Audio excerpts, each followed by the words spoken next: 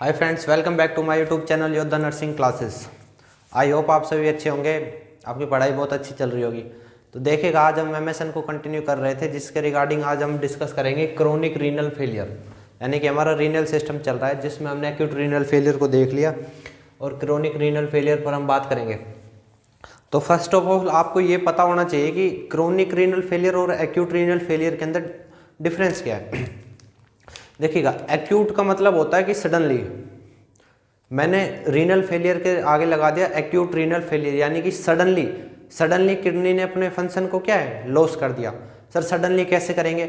या तो बॉडी के अंदर डिहाइड्रेशन हो जाए, या बॉडी शॉक में चली जाए, या बर्न में चली जाए। ये सारी कंडीशन ऐसी है जो क्या सडनली क्रिएट होती है, जिससे सडनली किडनी क्या होगी, फेल होगी। बट क्रोनिक रीनल फेलियर के रिगार्डिंग सडनली नहीं होगी, ये एक लंबे, यानी कि मैं कहूँ तो एक पीरियड ऑफ टाइम के बाद क्रोनिक रीनल फेलियर होगा। जैसे कि डायबिटीज मेलाइटस, हाइपरटेंशन, ये ऐसे कोज हैं, ये धीरे धीरे पेशेंट को होंगे और बाद में क्या कोज कर देंगे, रीनल फेलियर को कोज कर देंगे। तो देखिएगा, हम देखते हैं रीनल फेलियर को। Chronic renal failure is a irreversible and progressive loss of kidney function. हम डेफिनेशन की बात कर रहे हैं, ये क्या एक इरिवर्सिबल प्रोसेस है, इरिवर्सिबल एंड प्रोग्रेसिव। इरिवर्सिबल क्यों कहा सर? क्योंकि इसको हम रिवर्स, यानी कि इसको ट्रीटमेंट के द्वारा हम इसको रिवर्स नहीं कर सकते, इसलिए हमने इसको कहा इरिवर्सिबल प्रोसेस। हाँ, बट हम मैनेजमेंट कर कुछ इसको मतलब कम कर सकते हैं, बट इसको पूरी तरह से हम इसको रोक नहीं सकते। एंड प्रोग्रेसिव का मतलब होता है सीवियर, क्या सीवियर, यानी कि सीवियर कंडीशन क्रिएट हो जाएगी कहीं ना कहीं किडनी के regarding. Progressive loss of kidney function over a period of time, यानी कि ये एक लंबे पीरियड ऑफ टाइम के रिगार्डिंग क्रिएट होती है। Due to slowly decrease mass of renal functional tissue. मैंने वही आपको कहा कि धीरे धीरे, जैसे डायबिटीज मेलाइटस हो गई, हाइपरटेंशन हो गई, इसके रिगार्डिंग किडनी के अंदर जो फंक्शनल टिश्यू होते हैं वो क्या हो जाते हैं, वो कहीं ना कहीं डिक्रीज हो जाएंगे, धीरे धीरे डैमेज होने लग जाएंगे, और बाद में एक समय ऐसा आएगा जहां पर ये क्या कर देंगे, रीनल फेलियर कर देंगे।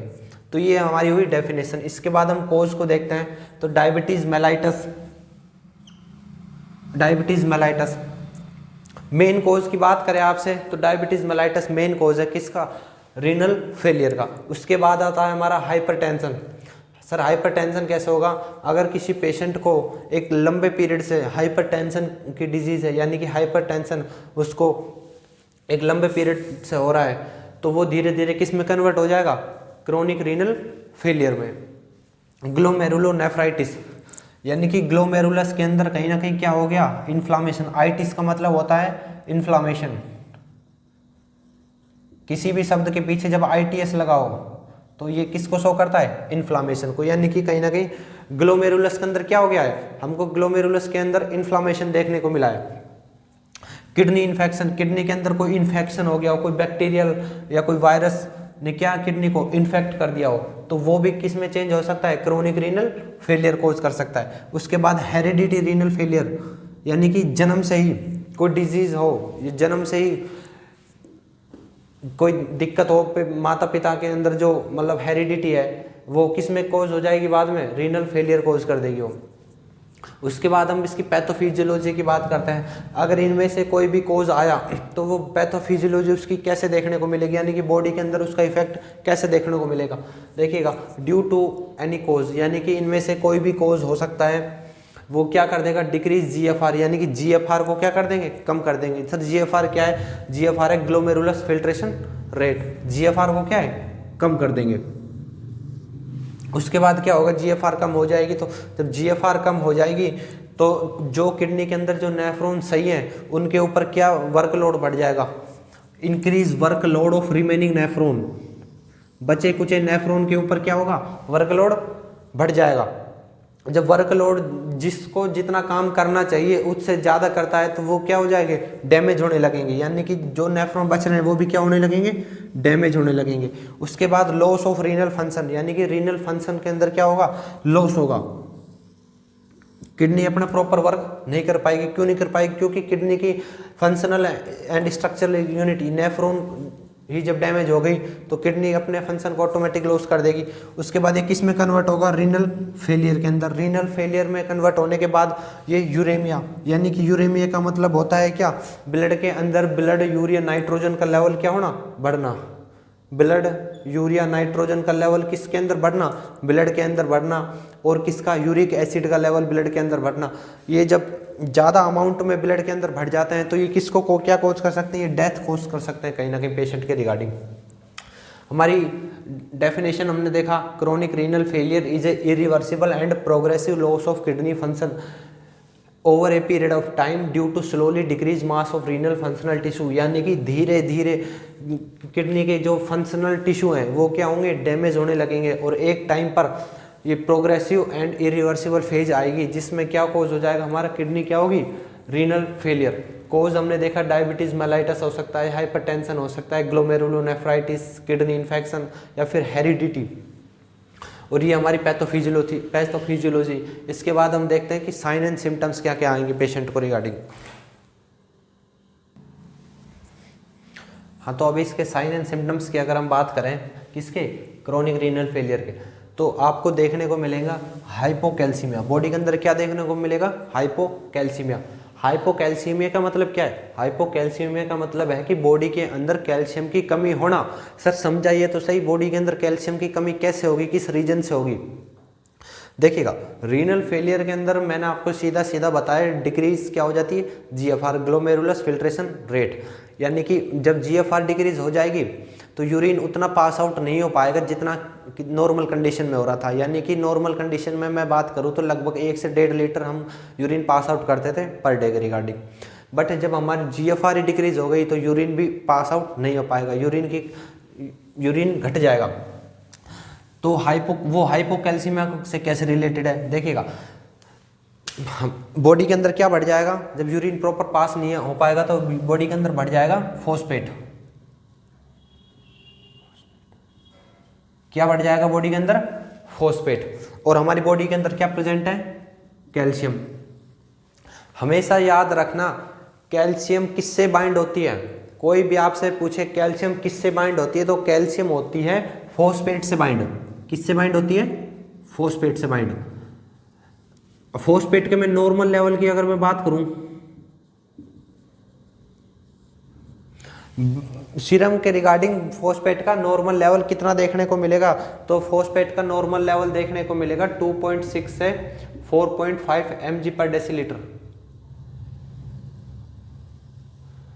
कितना, 2.6 से 4.5 mg पर डेसीलीटर। ये किसका नॉर्मल लेवल हो गया, ये फॉस्फेट का नॉर्मल लेवल हो गया। ठीक है, अगर फॉस्फेट इस नॉर्मल लेवल से ज़्यादा बढ़ जाता है हमारी बॉडी के रिगार्डिंग तो यानी कि मैं कहूँ तो कैल्शियम और ज़्यादा बाइंड होगा। जब फॉस्फेट का लेवल जितना ज़्यादा बढ़ेगा तो कैल्शियम उतना ज़्यादा बाइंड होगा। और रीनल फेलियर की कंडीशन में यही होता है कि जितनी ज़्यादा रीनल फेलियर होगी बॉडी के अंदर फॉस्फेट का लेवल उतना ही ज़्यादा बढ़ेगा और उतना ही कैल्शियम बाइंड होगा। यानी कि एक टाइम ऐसा आएगा जब बॉडी का सारा कैल्शियम किससे बाइंड हो जाएगा, फॉस्फेट से बाइंड। जब फॉस्फेट से बाइंड हो जाएगा तो बॉडी के अंदर कैल्शियम की कमी हो जाएगी, तो इससे क्या कॉज होगा, हाइपोकैल्सीमिया। ठीक है, अब बहुत सौ के दिमाग में ये क्वेश्चन चल रहा होगा कि सर फॉस्फेट तो बॉडी में है, ठीक है, बट कैल्शियम बॉडी से बाहर थोड़ी आ रहा है। समझिएगा ध्यान से, कैल्शियम बॉडी के अंदर प्रेजेंट है और बॉडी के अंदर ही फॉस्फेट से बाइंड हो रहा है, यानी कि है तो सर बॉडी के अंदर ही कैल्शियम, तो फिर वो हाइपोकैल्सीमिया को कैसे कॉज करेगा। समझिएगा, जब कैल्शियम अकेला होता है ना, जब कैल्शियम बॉडी के अंदर अकेला होता है तो उसकी जो फॉर्म होती है वो होती है अलग। और जब ये फॉस्फेट से बाइंड होगा, किससे बाइंड होगा, फॉस्फेट से, तब इसकी फॉर्म क्या हो जाएगी, चेंज हो जाएगी। किसकी फॉर्म चेंज हो जाएगी, कैल्शियम की फॉर्म। समझ गए, हाँ सर अब समझे, नहीं हमें तो लगा कैल्शियम तो बॉडी के अंदर ही होगा तो हाइपोकैल्सीमिया कैसे कोज करेगा। अरे जब कोई चीज़ किसी से जुड़ती है तो अपनी फॉर्म को क्या कर लेती है, चेंज कर लेती है। ठीक है भाई, जैसे मैं एक एग्जांपल दूं, मेरे पास एक कटोरी है, कटोरी में मेरे पास क्या है, मिट्टी है, एक मेरे पास पानी का गिलास है। अब मैं आपको पानी का गिलास दूं, मैंने कि आप इसको पियो, तो आप इसको आसानी से पी सकते हो। बट जब मैंने उस पानी को उस मिट्टी में मिला दिया और अब मैं आपको मिट्टी दूं, मैं कहूँ लो इसमें से पानी पियो, आप पी सकते हो क्या, इम्पॉसिबल है ना। तो वही चीज़ है यहाँ पे है कैल्शियम जब होता है तो अपनी अलग फॉर्म में होता है, जब किसी के साथ जुड़ता है तो अपनी फॉर्म चेंज कर लेता है। ठीक है भाई, ये था हाइपोकैल्सीमिया। अच्छा, हाइपोकैल्सीमिया क्या कोज कर सकता है? हाइपोकैल्सीमिया क्या कोज कर सकता है? हाइपोकैल्सीमिया कोज कर सकता है टिटेनी। टिटेनी क्या कर सकता है? ये कोज कर सकता है, नोट डाउन कर लीजिएगा कहीं साइड में। हाइपोकैल्सीमिया क्या कोज कर सकता है? टिटेनी। हाइपोकैल्सीमिया कैसे हुआ? क्योंकि सर रीनल फेलियर के रिगार्डिंग बॉडी के अंदर फोस्फेट का लेवल बढ़ रहा था। फोस्फेट का लेवल बढ़ने से क्या होता है? कैल्शियम हमेशा फोस्फेट के साथ बाइंड होता है। जब फोस्फेट जितना ज़्यादा हो जाएगा तो कैल्शियम उतना ज़्यादा बाइंड होगा। एक टाइम ऐसा आएगा कि बॉडी के अंदर से सारा कैल्शियम फोस्फेट के साथ बाइंड हो जाएगा तो हाइपोकैल्सीमिया देखने को मिलेगा। जब हाइपोकैल्सीमिया बॉडी के अंदर हो जाता है तो टिटेनी को क्या करता है?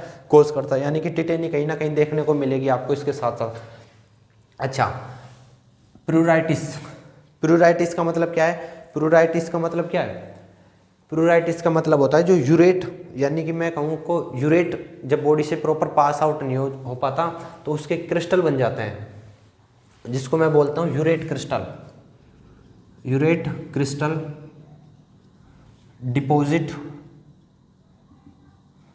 Under the skin. जब प्रॉपर यूरिन पास आउट नहीं जा रहे, हमको जितना जाना चाहिए था उतना नहीं जाने, तो क्या होता है जो नाइट्रोजिनस वेस्ट होते हैं, यूरेट होते हैं, वो एक क्रिस्टल बना लेते हैं और कहाँ पर डिपॉजिट हो जाते हैं? स्किन के अंदर, यानी कि अंडर द स्किन उनका डिपोजिशन देखने को मिलता है। तो फिर वो क्या कोज कर सकते हैं? वो कोज कर सकते हैं इरिटेशन, ईचिंग, ये कोज करेंगे। ठीक है, ये था हमारा प्रूराइटिस। मसल क्रैम्प्स, मसल कहीं ना कहीं फटने लग जाएगी, मसल्स के अंदर आपको क्रैम्प्स देखने को मिलेगा। सर ये क्यों देखने को मिलता है? अरे ये इसलिए देखने को मिलता है जैसे बॉडी के अंदर इलेक्ट्रोलाइट डिस्टर्ब हो गया, इलेक्ट्रोलाइट इम्बैलेंस हो गया, जिससे मसल क्रैम्प हमको देखने को मिल सकती है। प्रोटीन यूरिया कहीं ना कहीं देखने को मिल सकता है हमको। इसी के साथ साथ ही ओक्यूलर इरिटेशन। अच्छा, इस पॉइंट को समझिएगा, ओक्यूलर इरिटेशन। ओक्यूलर इरिटेशन का मतलब होता है कि जो कैल्शियम है ना, जो कैल्शियम होता है वो कैल्शियम डिपॉजिट हो जाता है। कहाँ पे डिपॉजिट होगा? Near conjunctiva. कहीं ना कहीं कंजक्टाइवा जो हमारी आई है, उसके जो कंजक्टाइवा है वहाँ पर उसके नियर बाई कहीं ना कहीं कैल्शियम क्या है? डिपोजिशन होने लग जाता है, कैल्शियम जमा होने लग जाता है, जिससे ओक्यूलर इरिटेशन होती है, यानी कि कहीं ना कहीं विजन डिस्टर्ब होगा, जिसको हमने क्या बोला? Ocular irritation. नोजिया कहीं ना कहीं होता है, नोजिया इलेक्ट्रोलाइट इम्बैलेंस होने से कहीं ना कहीं नोजिया देखने को मिलता है। हाइपरकैलेमिया और इंसोम्निया। इंसोम्निया क्या है? कहीं ना कहीं स्लीप डिस्टर्ब होगी आपकी। क्या डिस्टर्ब होगी? स्लीप डिस्टर्ब होगी।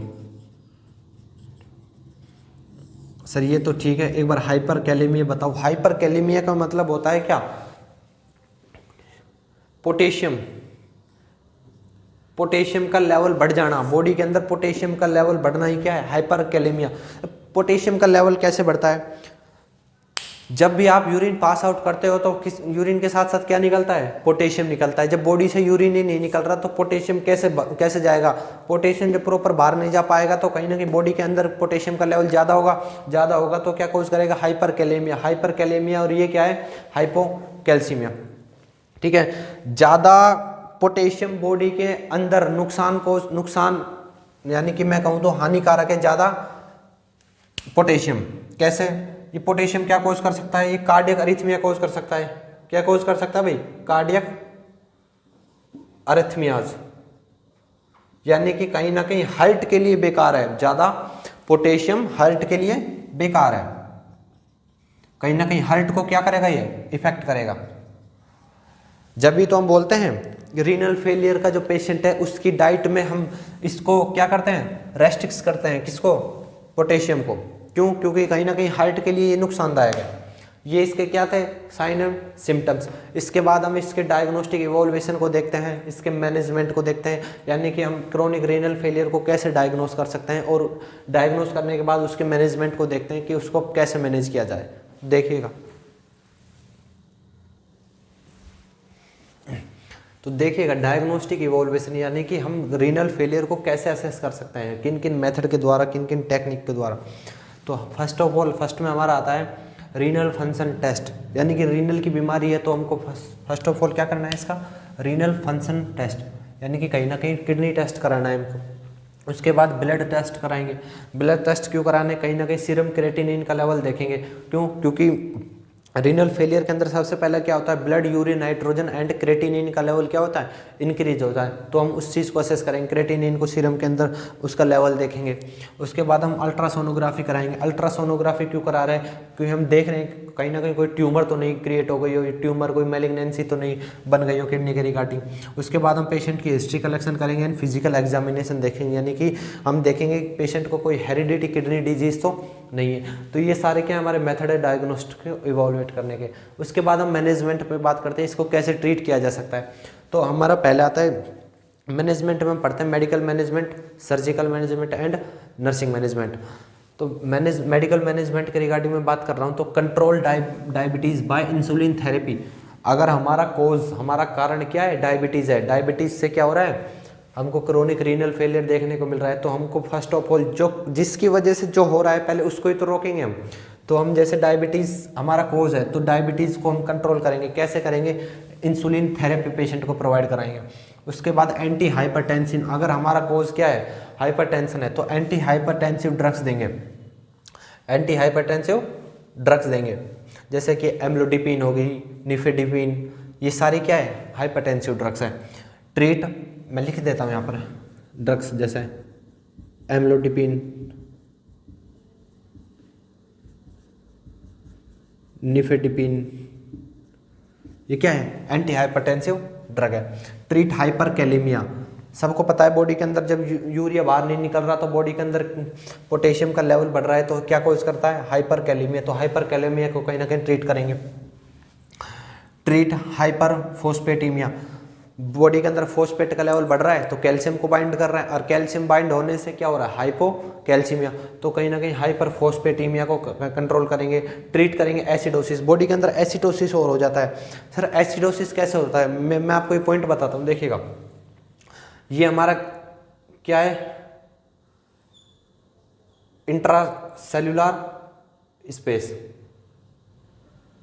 यानी कि सेल के अंदर इंट्रासेल्युलर स्पेस और बाहर एक्स्ट्रा सेल्युलर, यानी कि मैं सीधा स्पेस की बोलूँ या फिर मैं इसको फ्लूइड बोलूँ, इंट्रासेल्युलर फ्लूइड या फिर एक्स्ट्रा सेल्युलर फ्लूइड।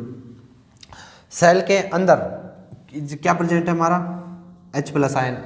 और जब बॉडी के जो बाहर हमारा पोटेशियम है, जब पोटेशियम यानी कि एक्स्ट्रा सेल्युलर स्पेस से, एक्स्ट्रा सेल्युलर फ्लूइड से जब सेल के अंदर जाता है तो वहाँ से क्या निकलता है, H+ आयन निकलता है। क्या निकलता है, H+ आयन। यहाँ पे देखिएगा,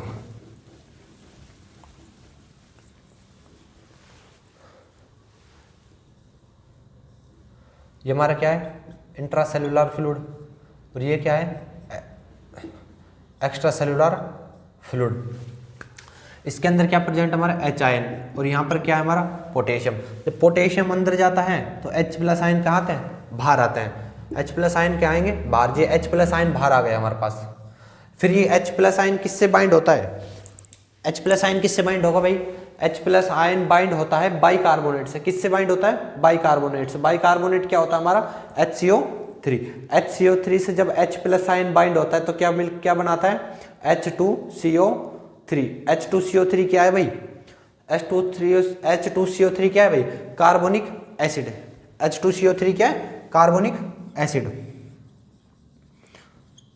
कार्बोनिक एसिड। ये कार्बोनिक एसिड क्या क्रिएट करता है, ये पीएच को क्या करता है, हमारा बॉडी की पीएच को क्या करता है, कम करता है। जब बॉडी की पीएच को क्या कम करता है तो उस कंडीशन को हम बोलते हैं एसिडोसिस। क्या बोलते हैं, एसिडोसिस।